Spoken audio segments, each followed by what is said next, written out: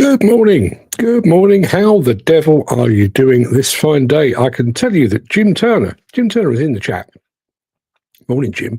Now, I wasn't aware of this, possibly because I don't spend any time whatsoever over on Facebook, but Gary Muirhead has just pointed something out. He says this: good morning, everyone, and happy anniversary to Jim and Sarah Jane Turner. 20 years together. Wow, you must be doing something right, pal.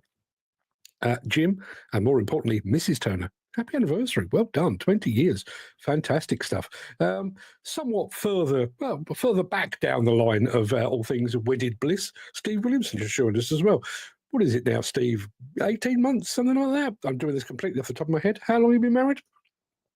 Just going back to Gary Muirhead, who was here a moment. Gary, is this your final full day in Turkey? I think it may be. I'm just, if memory serves me correctly. Good morning, everyone. Do you ever feel like you've reached an age where you're going down this path and the modern world is going down that path? Do you ever have that? And just to update you very quickly, Steve says he's been married 2 years. Bloody hell, that's flown past. Yes, where you were diverging from the modern world. Personally, I haven't bought any new music in a long, long time. I haven't discovered a new band that I like, haven't discovered a new album that I like. All of the music I listen to tends to be old. I have no idea who half of the modern celebrities are. They'll have like a celebrity Big Brother or some sort of celebrity thing on the TV. And not only do I not know who they are, I have no idea why they're famous. I mean, I literally, are they a singer? Are they an actor? Are they a sports person? Not a clue. But I was chatting with Fred last night, and I heard a thing which kind of demonstrated that me and the modern world do not coexist. There is a game. There's a video game called Roblox. I don't know if anybody is familiar with it. I'm not a gamer, so I was completely unaware of it. But Roblox basically allows you to build your own online environment. You can build a house and an office, and you basically accumulate wealth, and so you build your house and you equip your house and everything else. I'm familiar with the early doors of Minecraft, so I understand how that works. Get ready for this. So the furniture store, IKEA, now employs people who sell their furniture, their imaginary furniture, within the game of Roblox. So you create a house, and you decide within the game, this, bear in mind, your house doesn't exist, it's just some code. You decide, I could do with a new sofa. So you go into the game, you take yourself off to the IKEA store to choose a sofa, and there is an actual IKEA employee employed by IKEA who will sell you a sofa. Yeah. When I was clearly stunned by this, and when I said to Fred that this is the most remarkable thing I've ever heard, he said, there are people that actually have jobs within games. So like Grand Theft Auto, if you want to get your car resprayed, you can take it to somebody within the game, and for a sum of money, electronic money, but you've probably invested actual money in it, you can have somebody respray your car for you. There are people earning money doing imaginary jobs within games. Anybody ever heard anything so weird? Steve Williamson says, my same thought, no idea who these celebrities are. The meaning of celebrity is different now to what it used to be. I totally agree. Mark Whiting is here as well. Good morning, Mark. Gary says, yes, it is his last full day.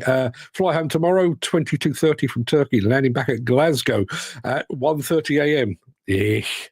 That'll be a pricey Uber, and no mistake. And Jonathan Duras is here as well. Morning, Jonathan. Thank you very much indeed for joining us. It is, it's time to crack on. So without further ado, let me roll the intro, post the question of the day, and get this show on the road. Sorry, there we are.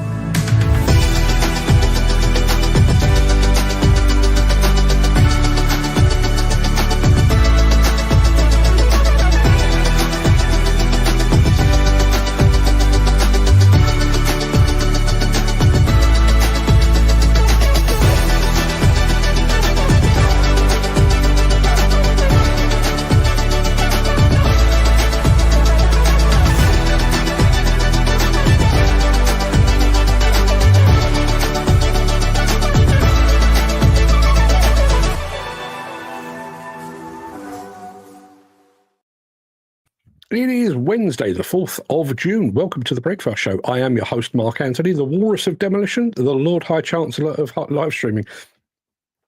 Just on that subject of Walrus of Demolition, I know I say every day, I wonder how many people actually realise why I say that.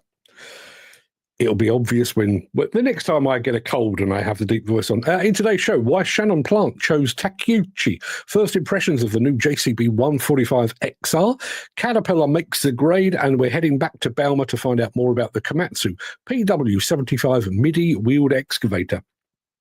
Plus, in my morning monologue today, silo or sanctuary, how a machine cab is a haven for some, and it's hell for others. Now, once again, there is no mystery machine. I'm still trying to figure out how to make it more fair and competitive. So I'll keep working on that. So for now, I'm going to very quickly remind you of our question of the day, like so.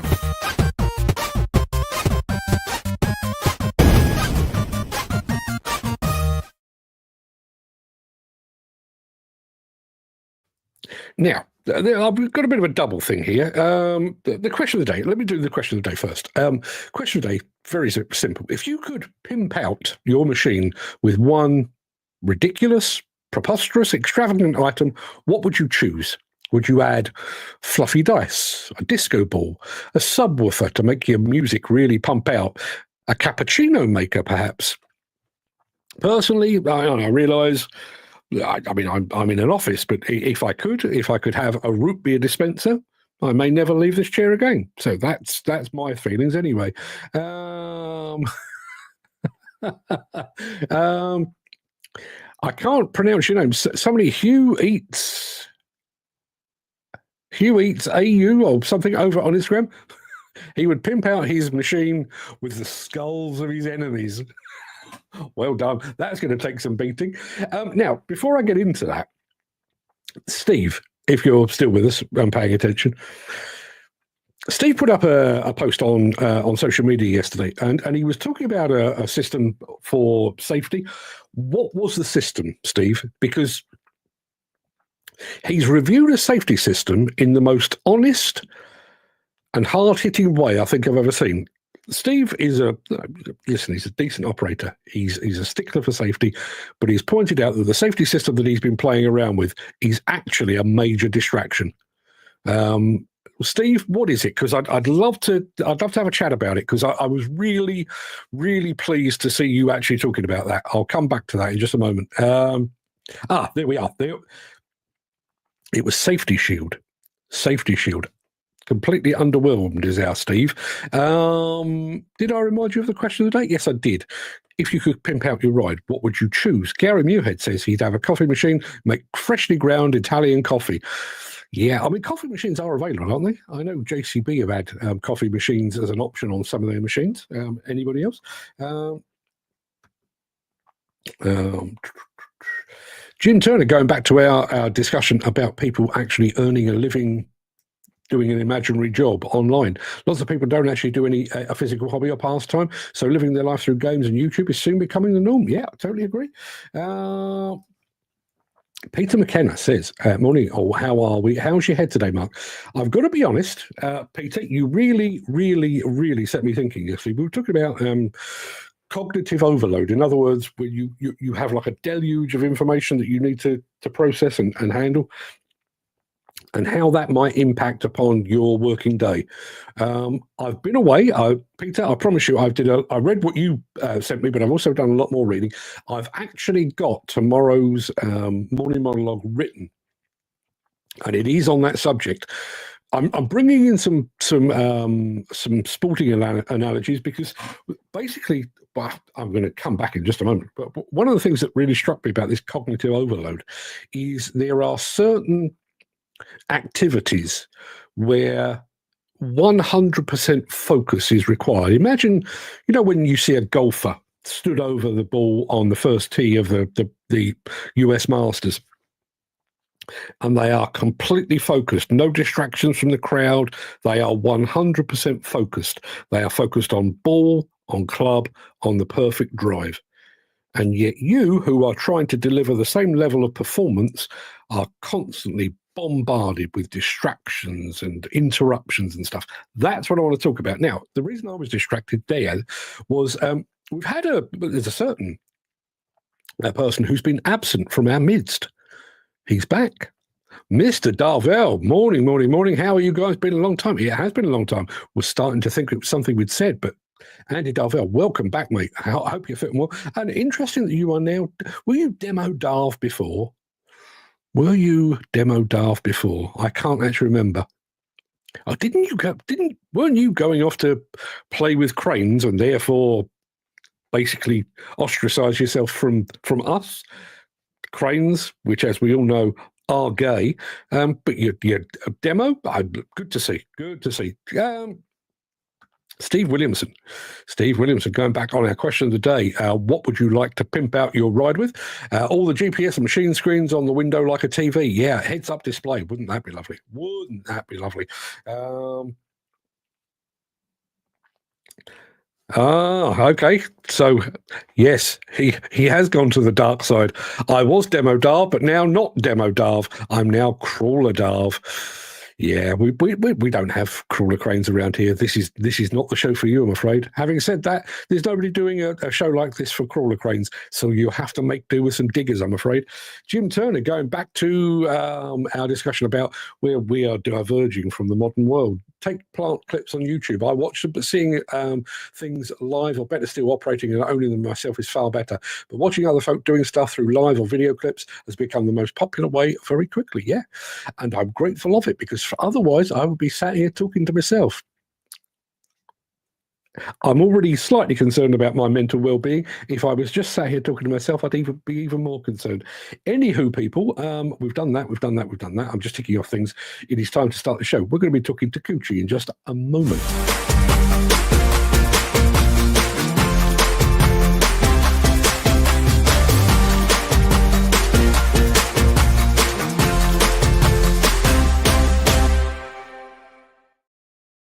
Not seen Dan Cullen in the chat so far today, which is a bit of a shame, because I think he could help translate what this bloke's about to say. So Shannon Plant and Tool Hire started roughly 3 years ago. We cover basically the Midwest. We do Clare, Limerick, Galway, parts of Tipperary and further afield. We used to have a construction company, and we transitioned across to the Plant and Tool Hire.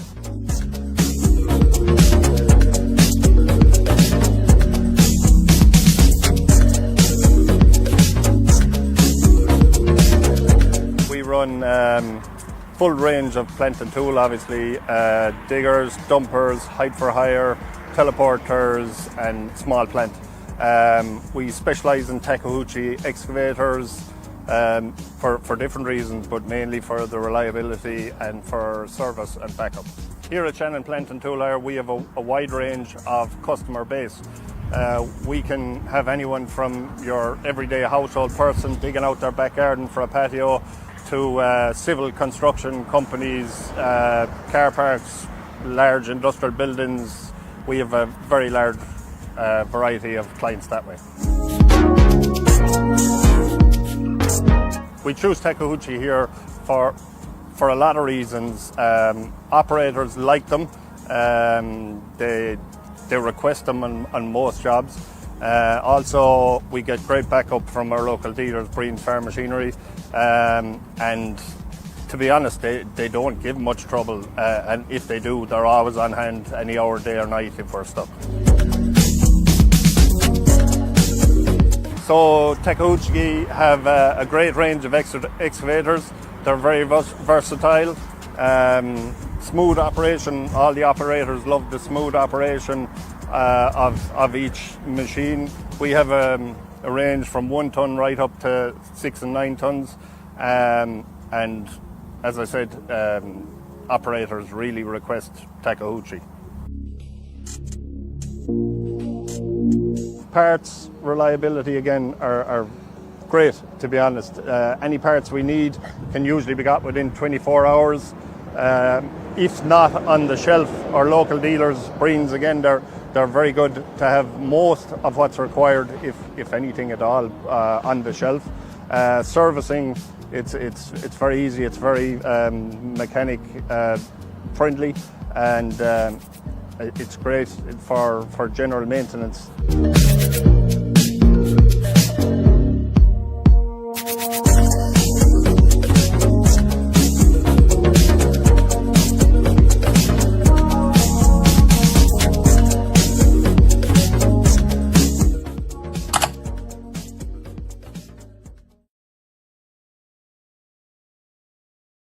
Absolutely loving the chat today. So I'm going to go back. Andy Dalvell says, still love my diggers and always will, just having a more chilled life now at the controls of a crawler crane.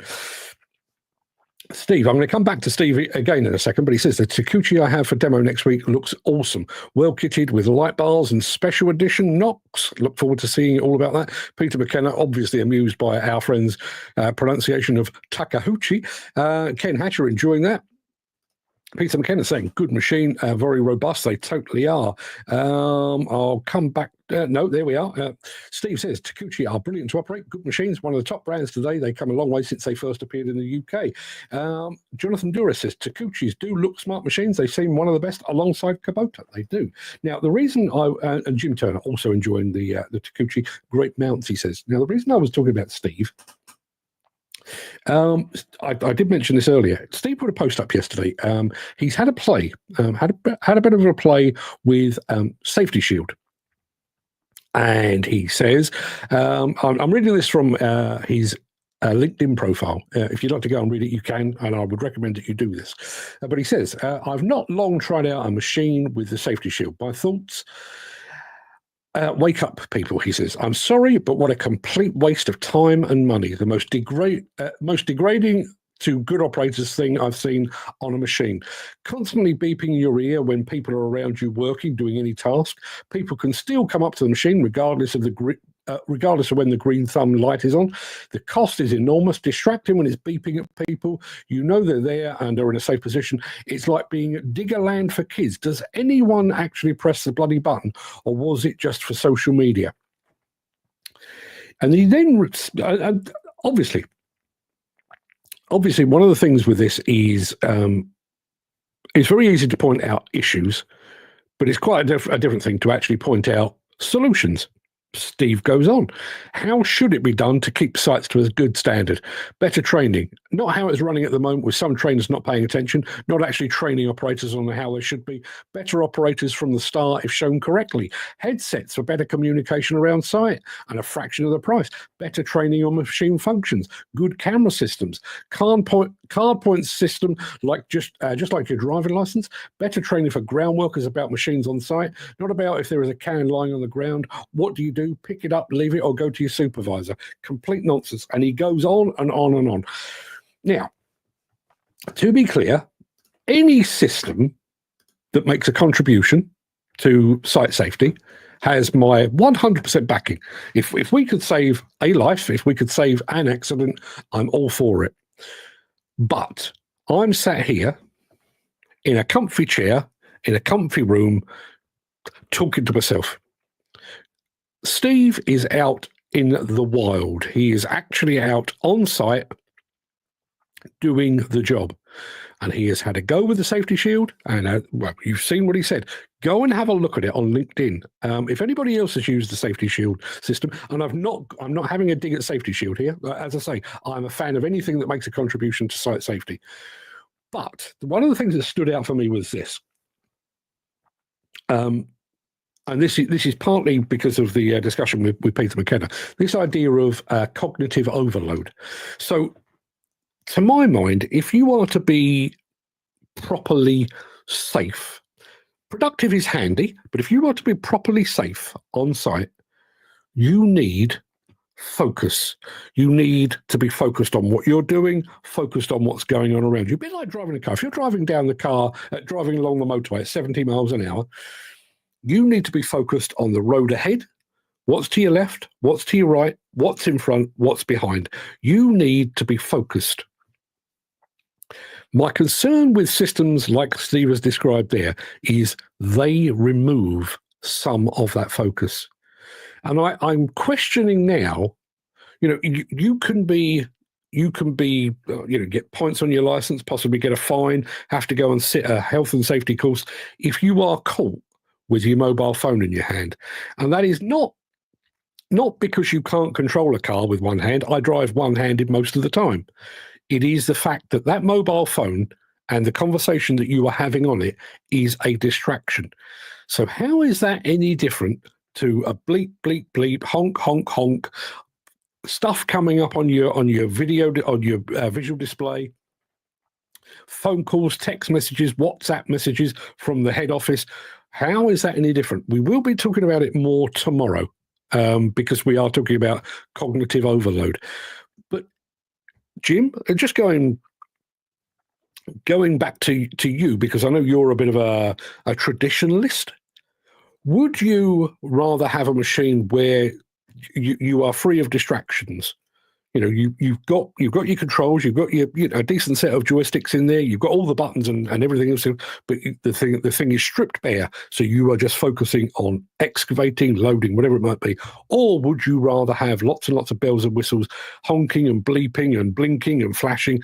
Let me know. Love to hear from it. Going back to what did the guy call it? Takeuchi. Garvin over at Monster Diggers says, I bought my Takeuchi TB230 from Breens as well. Everything he said in the video is spot on.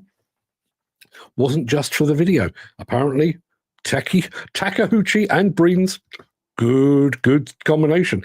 There is the point. They put a plaster on a problem, but created more issues. That, I think, is a key consideration. I've said this so many times, I'm not even going to bother saying it anymore. But if you have got a trained, competent, and aware group of people on site, and if you have planned the job so that machines are there, men are there, and never the twain shall meet, you don't need thumbs ups, you don't need cameras, you don't need accident avoidance, because the two are segregated. And ground workers know don't go near the machine. Machine operator knows don't go near the men. Everything in its right place. The fact that we are having to fit these kind of systems is, as Steve has said, it's a sticking plaster. It's not actually resolved the problem. And how often do we do this? When you think about the advent of quick couplers, the automatic quick couplers that everybody loves now, and they are a fantastic device. Don't get me wrong. I think they're an absolute boost to productivity. I think they're fantastic. But think about why they started. They started basically because operators couldn't be asked to get out of a cab in the pissing rain and put a pin in. So we've developed a sticking plaster to solve a problem that should have been solved in a different way. This is the same thing, in my opinion. Jim Turner says, not used it, but I can't see it making a positive contribution. It could even be a negative. That's the point. That is the point. Peter McKenna says, I completely agree. I think I was talking about distractions and cognitive overload. Steve says, I was using it to dig foundations, and the thing was constantly telling me there's pedestrians when I can clearly see them. A total and complete distraction. So if anyone came up behind me, it wouldn't pick them up as I was focusing on what is in front of me. Pointless. There is your point.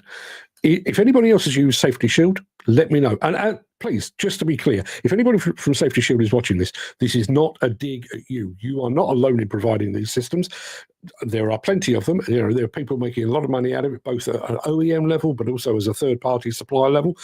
But are they actually the answer, or would we be better off taking a bit of a step back and saying, should we just do things a different way?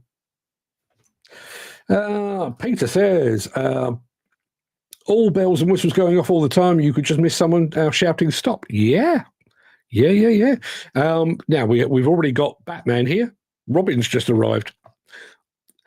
I'm not suggesting that Steve is better than Ed in any way. Maybe the two Ronnies. But Ed Butler's just arrived. Good morning, Mark, and good morning to you. Good morning, Ed. How are you doing? How's Wales? How is life treating you? Steve says, and I heard the person who came up with that idea is not an operator, straight from university. Now, listen, would I prefer it to have been developed by an operator with an actual on-the-ground knowledge of the system, of the way that the industry works? Of course I would. But if nobody's developing that, I have no problem with it being developed within a university or straight out of university. But again, if I went onto a site and you've got near misses happening because you've got ground workers getting too close to excavators and so on down the line, my thought is not to go away and to break out the CAD/CAM system and to design an app. My first thought would be to go over to the ground workers and say, you see that machine there? That'll kill you. That right there, that will take your head fucking off your shoulders. You might want to go over there while he's doing this. And you, who's driving the machine, you might want to go over there while you're doing your thing. And bear that in mind for the rest of the time you're on this site, because that machine could quite easily kill you. Now, go about your business. Don't get too close. That's where I'd start, not with a green thumbs up. Jim Turner says, what sites need is a sensor on machines pick you up when you're heading towards someone, but not the folk you're working with. It's all the others on site that need. I think that's the kit. Garvin says, never used one, but was skeptical from the start and have asked other operators who've used them. The overwhelming feedback from operators was essentially it's too much of an irritant to be an aid. And there is a really key point. I remember getting in a cab of a crane, although I don't cover cranes these days. I go in the cab of a crane. And this is old school. And within the cab, there was it wasn't even a speaker. It looked a bit like a miniature loudhailer up in the corner of the cab, but there was a rag stuffed into it. And I said to the operator, what's that? He said, if I'm lifting too heavy a load or I've reached out too far, that sounds an alarm. I can't listen to that all day, so I've just stuffed a rag in it. And that is the concern. If you've got a system that is constantly bleeping and buzzing and flashing and blinking, you're either going to switch it off or you're going to tune it out, one way or another. Gary Muirhead says, I've seen safety shield on site being covered up and the alarm system being broken to stop the sound. I hadn't read that when I said a bit about the crane. So there you are. There are always simpler and cheaper options, but if it's expensive, it's presumed to be 100 times better. Yeah, and I also wonder about the kind of tick box mentality of that. We fitted safety shield. We've done our bit. If anybody gets hurt on site now, well, at least we tried. If we end up in court having to explain our actions, we can say to the judge, "Look, my lad," because that's how they speak. "Look, my lad, I fitted this system. I tried to make my machine safer. Not my problem." And I think that's part of the issue here. Steve says, someone told me put tape over the speaker. That just cancels the whole reason for it. Yeah. And again, I'll go back to designing systems to overcome the operator element. We've got beacons on cabs now that tell you that the seatbelt is engaged or not. So what do some operators do? They engage the seatbelt and then sit on it. They're not sat in it, they sat on it because they will always find a way around. Peter says, a fair comment actually, Mark, people know cars kill them but still walk out in front of them. Yeah, I mean, listen, you can't, I don't think we will ever eliminate all accidents. You can't allow for stupidity and momentary lapses. But what you can do, particularly in something like a site, where there is a limited number of people, a limited number of machines, and a limited amount of space, you can make that work.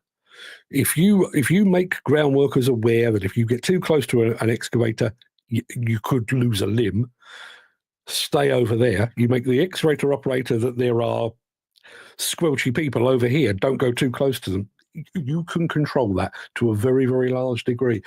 Steve says, since that post, I've not had one positive comment. That should be alarm bells for everyone.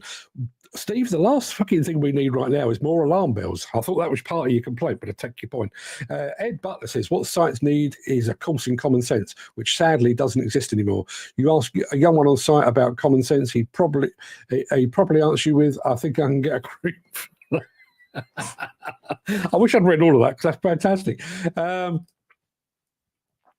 I don't care what anyone says. You can't train a black pudding. You can't. I'm not going to say I've tried because that would be a lie, but you certainly can't.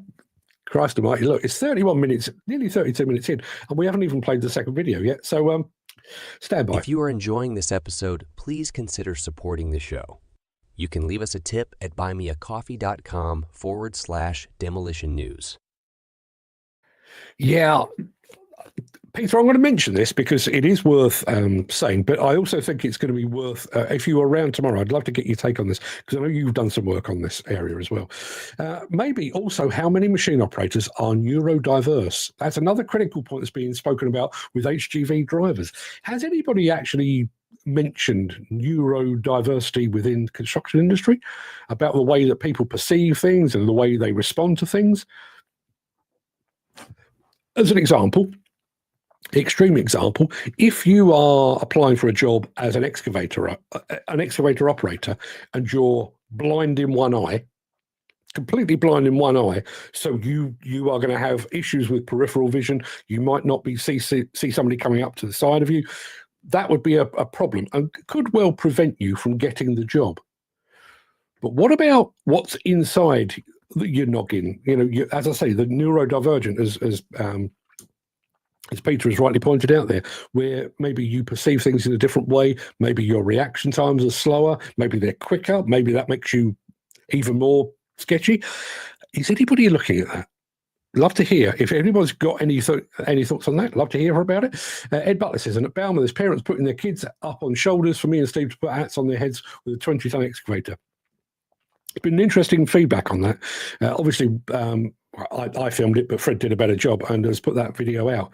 Lots of people, admiring of the delicacy of the way in which you're able to put a hat on someone's head. Lots and lots and lots of people pointing out the potential safety implications of that. Now, listen, I am all for a bit of razzmatazz. Would I be recommending that as a way to demonstrate? Probably not. But then I think my judgment on these things is partly clouded by having spent 4 or 5 years doing PR and being very, very conscious of, everything has to be safe and sound, even if bearing in mind, we changed the front cover of a magazine because somewhere in the very, very, very far distance, there was a guy smoking a cigarette and I was told to take that out. So I am very, very conscious of that. But yeah, it's been interesting. I think that a lot of the operators that gave us feedback on putting hats on people at Bauma, a lot of the operators, well done chaps, fantastic job. And then you get the health and safety police saying you shouldn't be doing that. What if there's a hydraulic hose failure? What if, I think one of them actually said, what if the operator sneezed at the wrong time? Yeah.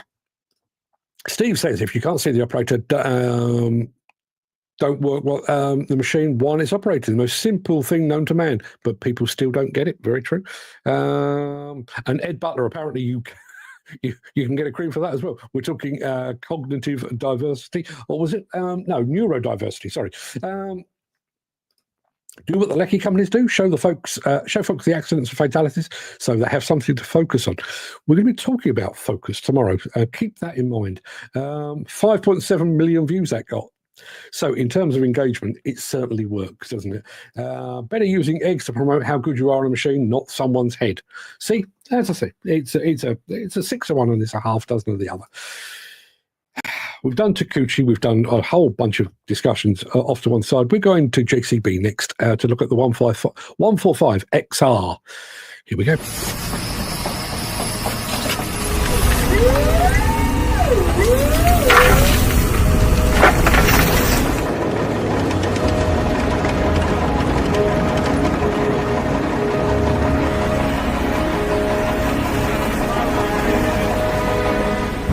Hi, my name's Gareth Williams, Williams Construction Stockport Limited. I'm the owner of Williams Construction. I've been in business for 29 years. So Williams Construction, we do groundwork and civils, tier 1 clients throughout the Northwest. Today we're currently at Novellis. We've got a package of about 10 million and it's part of a £108 million scheme. So we're on a 145X range JCB. Currently on here we're doing drainage, foundations, pile cropping, breaking out with a hammer, bit of a general all-round.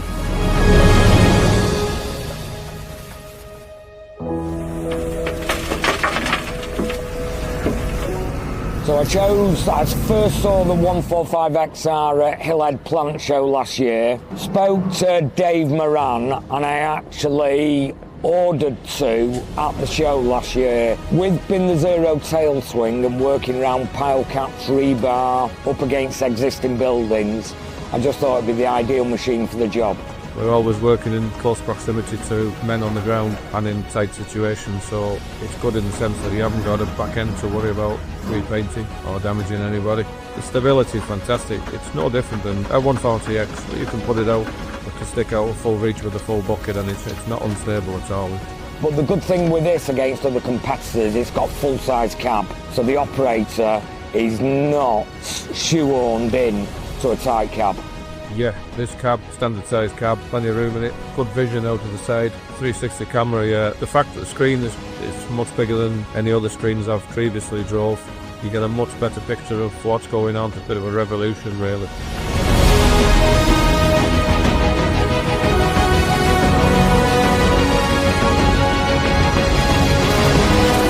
So what makes JCB different than other brands? Well, the British built, the competitive, really competitive, and the backup.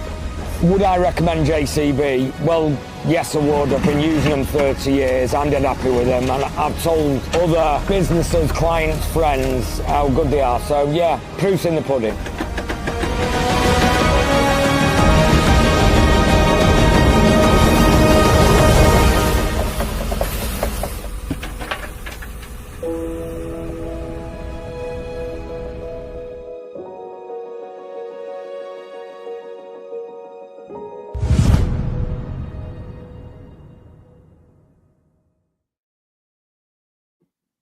Going back to the conversation about putting hats on people at exhibitions, Peter comes back with, would you cut a claret on someone's arm to show how skilled you are with a knife? Personally, I wouldn't. If I were a samurai, maybe I might. But I take your point. Steve says, not a fan of these, including the 145 Volvo. Unstable and hoppy as shit. That's my opinion. Peter McKenna says, don't like zero tail machines. Steve comes back, says, stability is not good. Purely just for the video to say it's good. I've seen it with a full bucket right out and it's over. Totally crap, he says. Jim Turner, going back to neurodiversity. I'd say being a bit tismy can be a bit of a plus point. It can make us more creative, focused, and able to think outside the box. I know my brain isn't wired like the average person's is, but to me, that's a plus point. So it's an interesting point that you said about focus. Do you? I'm asking, I genuinely don't know. This is not me being a pedantic git. I'm actually asking, when I think of neurodiversity, I tend to think of, OCD and ADHD and ADD and that kind of thing, where people aren't able to focus. You are. I mean, I guess maybe OCD is a form of focus where you become fixated on a specific thing. I'm asking the question, Jim. Let us know. Peter McKenna says he agrees with Steve. There's a video of one with a Nox digging close in, and it's hopping like mad. That's going to be a bit of a problem for your precision, isn't it? Steve also says, that's a good challenge, Peter. What do you think, Ed? We could do that. Don't be cutting carrots on people's arms. Please stop there. Think of another thing. Jonathan Dura says, always loved the look of the JCB X series compared to the original JS. I agree. That bit I do agree with 100%. Ed Butler says, I believe a lot of these manufacturers today are being a bit crafty when it comes to zero tail swing machines, because a lot of them are ready to take an extra counterweight as an option that you must have because the machine is so hoppy without it. In other words, we've restricted the machine. It is zero tail swing, but if you really want it to be really, really stable, you've got to put a counterweight on it. And then it's not zero tail swing anymore. Yes, if that is a genuine thing, that is dead crafty, I would say. Ed Butler says, Steve, God loves a try. Guys, don't try that. No, listen, if you want to try that, you try it on your own time. But trust me, I'm not putting my arm under a carrot. I'm telling you now. Back after this. Since the finance bill came into effect in April, the construction industry has seen a surge of fuel thefts. The rising cost of living has placed an additional risk of theft by employees and contractors, as well as opportunistic thieves. By using diesel dye and placing warnings of its use, you are sending a clear message that this is your fuel.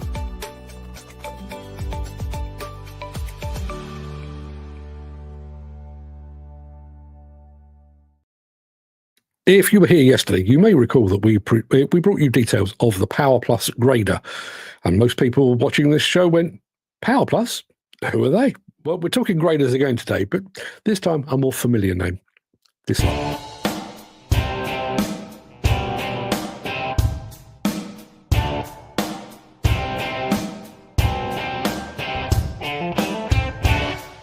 The Cat 16 and 18 offer the power and productivity you expect from a Cat large motor grader, in sizes that make them efficient choices for a wide variety of applications.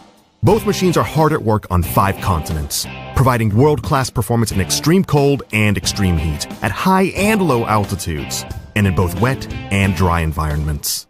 Between the two, they have over 280 million operating hours, offering consistent, reliable performance and a low total cost of ownership to sites all over the world.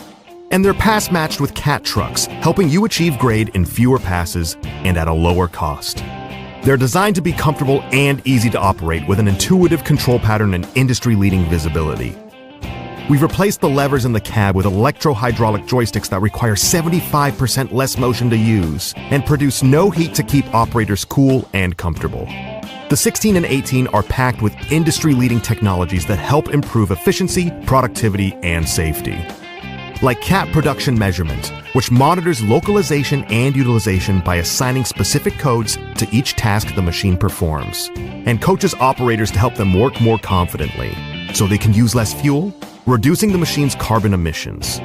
Cat Grade with Crossslope automates the crossslope of the blade, allowing operators to achieve better grades faster while burning less fuel. Auto Articulation articulates the machine to match the steering angle of the front tires, helping operators achieve smoother grades and reducing wear and tear on the machine. They also feature a compression brake that helps maintain optimal engine speed, which makes components last longer and reduces maintenance costs. And they're ready for Cat MindStar solutions, which can help you to optimize every facet of your operation. Both the 16 and 18 are packed with features to help ensure the safety of operators and of others working around the machine. A standard rear view camera helps increase operator awareness and reduce the risk of collision. We also offer an optional 360-degree camera that gives operators even more awareness, as well as personnel detection to keep people on the ground safe when they're working near the machine. Access and egress to both the cab and the engine are safer, and we offer optional access platforms that make the machine even safer for service personnel. Both models come factory ready for a fire suppression system, where necessary. In addition to making service safer, we also made it easier, with a modular design that can make repairs quick and simple. Both machines use 100% Cat parts and components, so you know you can count on them to last longer and work harder. Many parts are also common with other Cat machines, which makes it easier to keep the right parts in stock and quickly find any that you don't have on hand. No matter which machine best fits your application, you know you're getting a machine that can improve productivity, reduce costs, and most importantly, keep your people safe.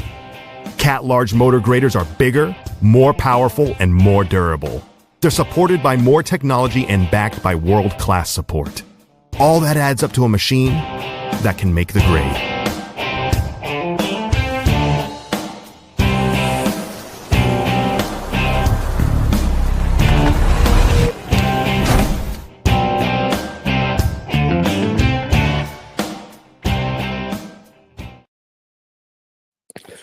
Not because of the content, although I'm quite enjoying the content. I have to say, today's show is turning into one of the more memorable ones of recent months because we are getting some really, really good stuff in the chat.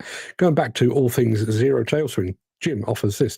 Zero tail swing is good, but the extra weight is good when the extra weight is in the heavy-duty running gear. It used to be on a 24-ton Komatsu machine with massive running gear. Kept it very stable. Good point. Also, good for your centre of gravity, I would imagine. Peter McKenna, enjoying that, saying, can I have one of those for my daily commute? Gary Muirhead, why does a 360-degree camera, why is it an option and not standard? There's another bit I want to discuss in just a moment because Steve has asked a question which I need to address, but it's a good point. How many times do we see that now where we are committed to site safety? We've got this device and this and that and this bell and this whistle and all these gadgets, but they're an optional extra. I mean, 2 points on that. If you are a manufacturer and are committed to the safety of your customers, should they not be going as part of the package? And if you are the person that is specifying a machine for someone else to drive, and you decide to order a machine without the safety systems to save a few quid, what does that say about your commitment to safety? That would be my question. Jim Turner says, my differently wired brain means I can work constantly or sleep wherever I want to. I can stay focused and multitask, be totally emotionless, so my head doesn't go if everything is turned into rat shit. There you are. Steve, on the same subject, says 360 cameras should be standard. Have a system to pick up workers like a Tesla does. I agree. Jim also says the downside is I can be very cold to other people's feelings and emotions. Not to mine, Jim. You've always been an absolute gent. Now, we had a question. Steve said this. What's happened to the mystery machine? It's on a hiatus. Basically, cut a long story short, I got the impression that the system was being gamed. The game was being gamed.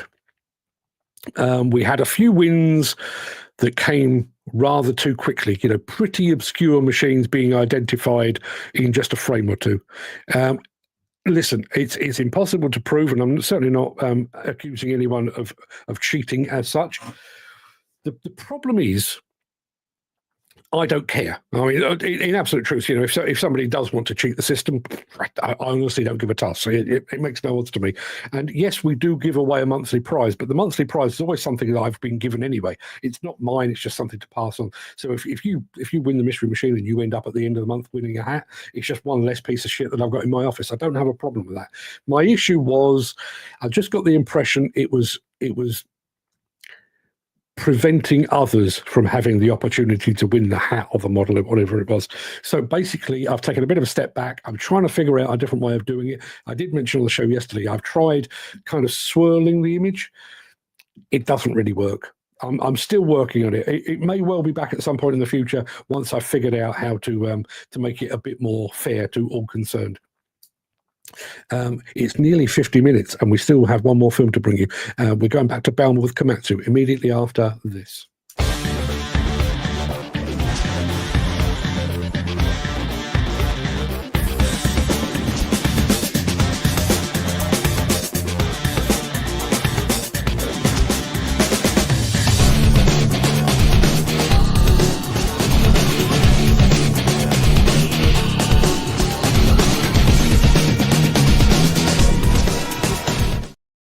Yeah, Bauma is a bit like the gift that keeps on giving. It's, what is it, best part of 2 months ago? And yet we're still showing you new products that we uncovered while we were there. We're off to see Komatsu and their midi duck, like this.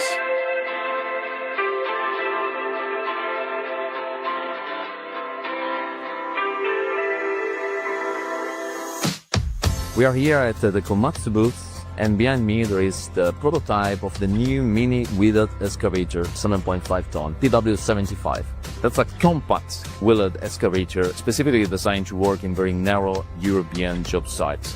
The overall dimension, the overall width of this machine is 2080 millimeters.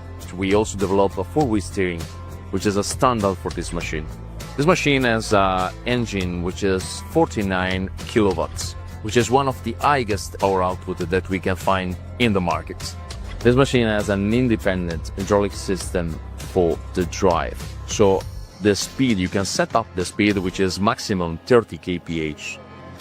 And then any other movement will not influence that driving speed. This is particularly important whenever you're using attachment like mulcher or other attachment which require a constant speed, a full control on the wheels, and you have to continue to keep on operating those attachments so the flow is not influencing the performance. The operator can keep full control on his hand on the joysticks, everything really close to his hand, every movement. He can control the attachments, blades, outriggers, and as well it can control the direction of your travel. We have two possibilities, monoboom, two-piece boom. Both of them grant the deepest digging depth, the highest digging reach, and also the dumping height, which are at the highest level in the market. We are showing this prototype at Bauma 2025, and we are really looking forward to show you more in the future.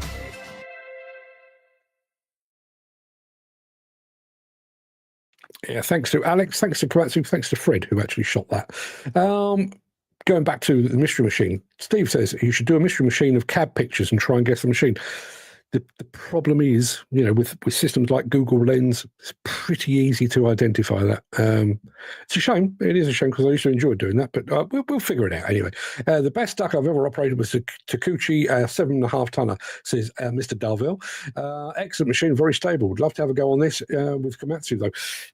Just a prototype at the moment, but I don't suppose it's far away. The one thing I will say about Komatsu is they're not big on prototypes and concept machines. If they show you a thing, the chances are you'll be able to get your hands on it pretty soon thereafter. That pretty much wraps up the main part of this morning's show. If you are an operator, and I know a lot of you guys are, if you're an operator, I'd like you to stick around because we're going to be talking cabs, funnily enough, after the show, and how they're perceived. It'll make sense in a moment, but I'm going to roll the outro in just a second before leaping over into my morning monologue, like the proverbial gazelle. If you can't stick around for that, please stay safe. Look after yourself, your family, your friends, and your colleagues. I hope to see you again very soon. Tomorrow would be good. But if you do have the time and the inclination, stick around because we're going to be talking cabs in just a moment.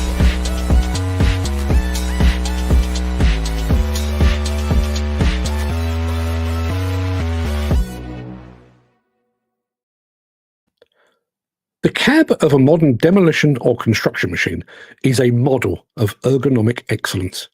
A soundproofed, dust-suppressed, Wi-Fi connected, Bluetooth-enabled paradise built around a seat more comfortable than anything you might find in a typical home. There's a place for everything, and everything is in its place. Each joystick is perfectly within reach and contoured to fit snugly in the human hand. Each button is pleasingly tactile, each in-cab display intuitive, easy to navigate, and well-positioned. And yet, the way in which those cabs are viewed and perceived by those that occupy them varies wildly from man to man, machine to machine, site to site, and project to project. To some, that cab is a haven. To others, a hell. It's either a silo or a sanctuary. The uninitiated still speak of the roar of the diesel engine. In truth, the modern engine emits more of a hum, a subtle reminder of the power surging through the machine's hydraulics. In fact, with electric machines becoming increasingly popular, even that hum has been reduced to a barely audible whisper.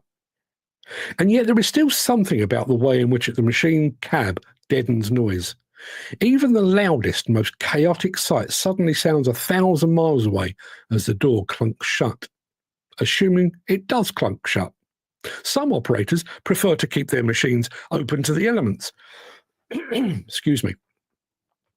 The sights, sounds, and smells pouring into the cab, making the operator at one with their surroundings. Other operators, however, long for that familiar clunk and the relative silence that descends when they shut the world out. Some maintain that hush, operating in complete silence with just the familiar rhythm of the machine to keep them company. Others pump music, their movements and the movements of their machine keeping the beat. While some choose entertainment, others choose education, preferring podcasts and spoken word broadcasts over heavy metal and dance music. And the machine and the differences don't end there. The cab embodies a contradiction. It's a space of control and confinement, of solitude and connection.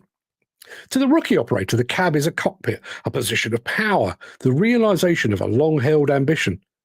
To an industry veteran, the cab is just the latest in a long line of cocoons, a place where they will spend more hours than they do at home, a place so familiar they could find their way around in the dark. Operating heavy machinery demands unwavering concentration.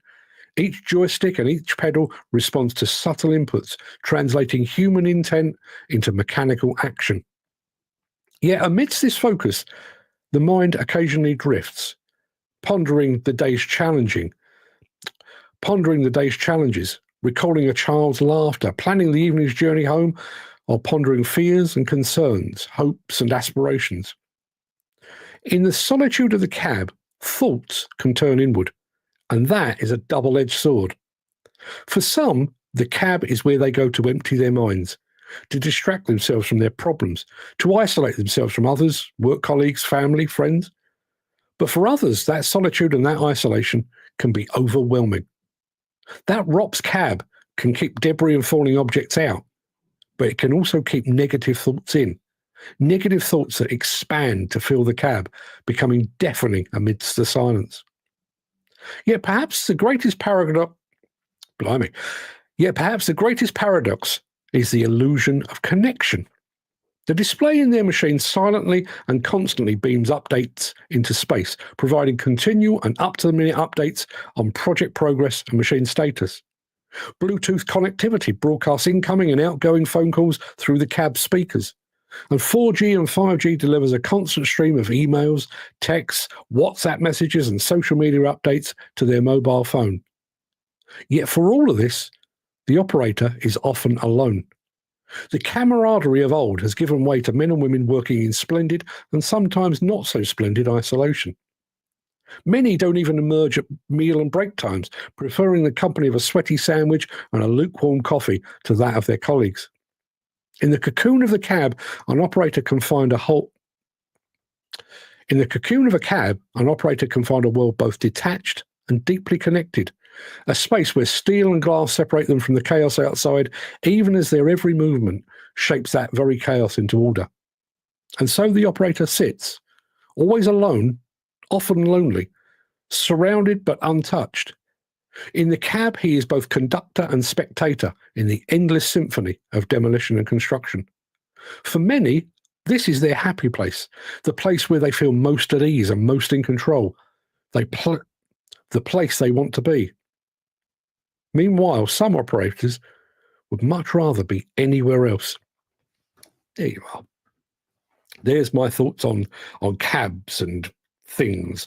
What do we got say over here? Don't know why I'm moving the microphone away. So going back to this, Andy Darvell says, I operated a Volvo 2250 tail swing for Mick George for 2 years. It was excellent, very stable and poised. I wonder if it's because it was a heavier machine, it was more balanced than small ones. Could well be. Dan Cullen has finally arrived, but he's been struggling for connectivity, particularly on YouTube. Yvonne Waterman's just said, I docked Yvonne Waterman to give her a full title, said, you do write beautifully. Just a shame I can't speak beautifully, isn't it? It would be bad enough if the words that I was saying were actually written by someone else and I was seeing them for the first time. I wrote that, I've rehearsed it, I've edited it, and I've written it again. Still make mistakes. My brain works faster than my tongue does. I think that's half my problem. I love my music. It keeps me sane in some instances. I in actual fact, I may even save this for tomorrow. For tomorrow's question of the day. What is your cab? Do you have no music? Do you have I don't know, are you a heavy rock person? Are you a dance music person? Do you have classical music playing? Are you listening to a podcast? I mean, obviously at the moment you're probably listening to this guy, but it'd be interesting to know. And I wonder about what that does to your focus. We are going to be talking about focus tomorrow.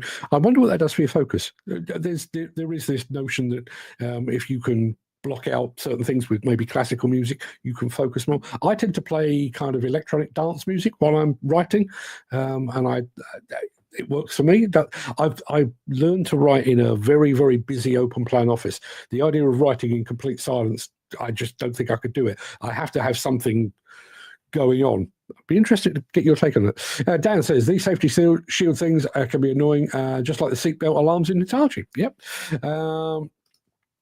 Yvonne says, you said it, I wouldn't dare. Well, feel free. When I see you on Saturday, feel free to say, is it this Saturday or is it next Saturday? I can't remember. But, no, it's next Saturday. Feel free to say, yes, Mark, good to meet you at long last. It's been far too long before we've got to do this. And yes, you do write beautifully, but can you please, for the love of God, sort your face out. You can't speak your own language. Dan says, cab can be lonely when you don't feel like it and you don't fit in with the company. Yeah. And so here's the thing. And that was kind of where I was thinking when I sat down to write that.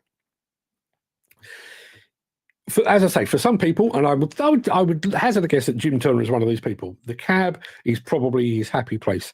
He's got his vest on, he's got his shorts on, he's got his big boots on. He's probably got the cab door open, the smell of the farm or whatever it might be, the sound of the engine, and he's properly in his happy place. If you are one of those people that does have mental health struggles, the notion of being on your own, locked into a cab. No, you locked yourself in. I'm not suggesting that somebody has locked you away, but you are locked in a cab, and all you've got for company are your own thoughts. And I know what I was like when I had my wobbles in the past, my mental health wobbles. Problems have a nasty habit of presenting themselves at 3 o'clock in the morning. And the other thing is, the more you think about the problems, the bigger they seem to get. I've said before, my former business partner, between the two of us, we owed the bank 18 grand each when one of our previous companies went tits up. We owed 18 grand each. And because at the time my mental health was absolutely fine, I sat down with the bank manager and he says, you owe us 18 grand. And I thought, well, that's not a big deal. I can get a bank loan for that and pay that off, and then I can get back on with my life.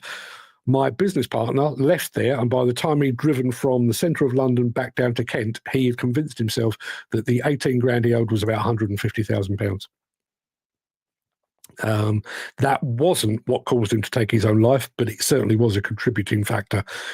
So going back to the point of that article, if you do have problems, if you've got concerns about finance, job security, problems at home, problems, marital or family problems with a parent who's sick or whatever it might be, and you're sat there and all you've got is your own thoughts, just get it going round and round and round. Those thoughts will get bigger and bigger and bigger and become absolutely deafening, which kind of plays into what I'm saying about tomorrow's show. We are going to be talking about focus and how you do that focus thing. So I'd love to get your company tomorrow. And I will say thank you now. I'll say it again tomorrow. Tomorrow's morning monologue, it's not sponsored, but it was very much inspired by Peter McKenna, who set me on the whole reading up of cognitive overload, which is something I found really quite interesting. It's very easy to become focused and fixated on bits of metal and software systems and stuff like that. But I have to say, when I did the podcast with Caterpillar about physical fatigue, the notion of possibly falling asleep at the controls of a big excavator or a big mining truck or something like that, this was very much like that.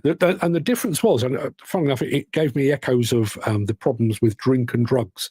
If somebody arrives on site and they're swaying and you can smell booze on them, you can spot it a mile off. If they are under the influence of drugs, harder to spot. And I would say exactly the same about physical and mental fatigue from all that I've read up on it in the last 24 hours or so. If you are tired, you're going to be yawning, possibly nodding off and that kind of thing.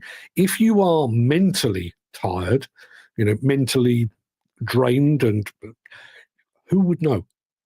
Who would know? And unless you literally start Elon Musk style staring off into the middle distance, nobody would know that your cognitive focus has lapsed in some way. And that could have every bit as much of a catastrophic outcome as somebody that is falling asleep at the levers.